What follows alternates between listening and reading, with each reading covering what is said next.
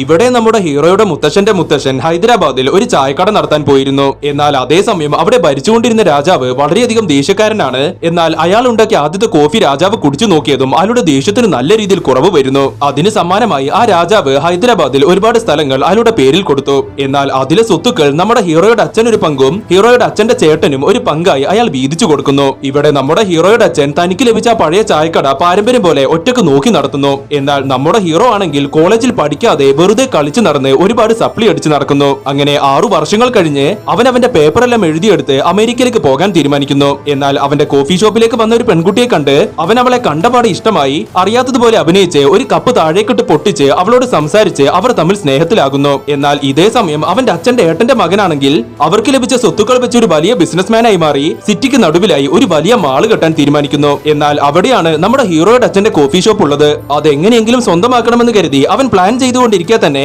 നമ്മുടെ ഹീറോ അമേരിക്കയിലേക്ക് പോകാൻ വേണ്ടി ഒരുപാട് പണം വേണമെന്ന് മനസ്സിലാക്കി അതിനുവേണ്ടി കഷ്ടപ്പെടുകയാണ്. വീട്ടിൽ ചോദിച്ചിട്ടും പണമൊന്നും കിട്ടാത്തത് കാരണം അവനൊരു ഗുണ്ടയുടെ കയ്യിൽ നിന്നും പലിശക്ക് പണം എടുത്തു. എന്നാൽ അവന്റെ കസിൻ അവന്റെ അച്ഛനോട് സംസാരിച്ച് ആ സ്ഥലം കിട്ടാത്തത് കാരണം അടുത്ത ദിവസം നമ്മുടെ ഹീറോയെ കാണാൻ വന്ന് അവന്റെ കാറിൽ കയറ്റി. അങ്ങനെ നീ എന്റെ കൂടെ നിന്നാൽ നിനക്ക് അമേരിക്കയിലേക്ക് പോകാതെ തന്നെ ഇവിടെ ഒരു കോടീശ്വരനായി ജീവിക്കാൻ സാധിക്കും. അതുകൊണ്ട് ആ സ്വത്തുക്കൾ എനിക്ക് എഴുതി തരാൻ പറഞ്ഞ് ഹീറോയെ വീഴ്ത്തി അവൻ അവന്റെ കാര്യം നേടാൻ നോക്കുന്നു.